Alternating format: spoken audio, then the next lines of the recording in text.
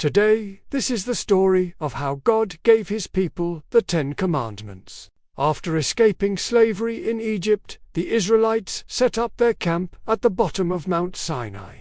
The mountain stood tall and majestic, covered with clouds. God called Moses to climb up the mountain.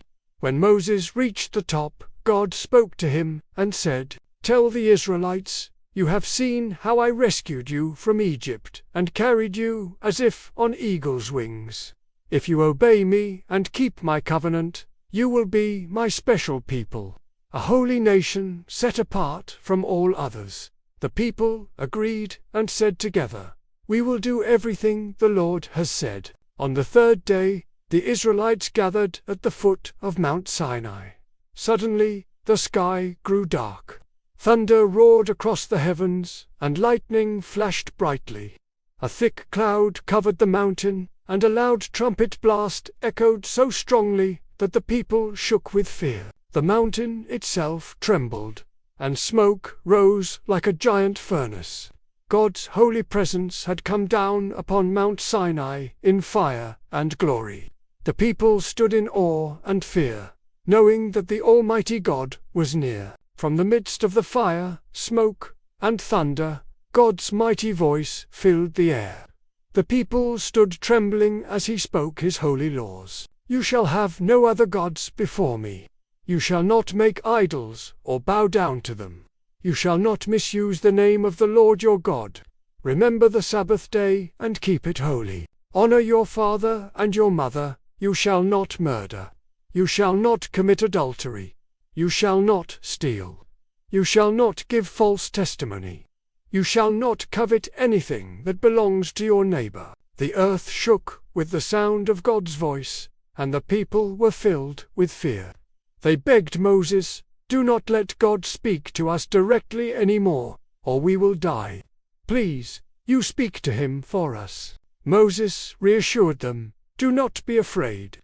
God has come to test you, so that you may fear him and not sin." After the people asked Moses to speak to God on their behalf, he climbed back up the mountain.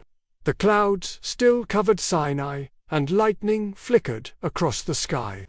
There, in the holy presence of the Lord, Moses waited as God gave him something very special. God himself wrote the 10 Commandments on 2 stone tablets with his own finger.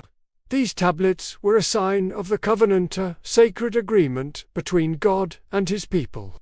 The commandments would guide the Israelites in how to live, worship, and treat one another. With the stone tablets in hand, Moses prepared to bring God's holy law down to the people. While Moses was on the mountain for many days, the Israelites grew restless and impatient.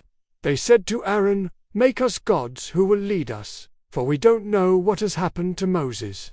Aaron gathered their gold jewelry and shaped it into a calf. The people offered sacrifices and danced around the golden idol, forgetting the God who had saved them. When Moses came down carrying the 2 stone tablets, he saw the people worshipping the calf. His heart burned with anger, and he threw the tablets to the ground, breaking them into pieces.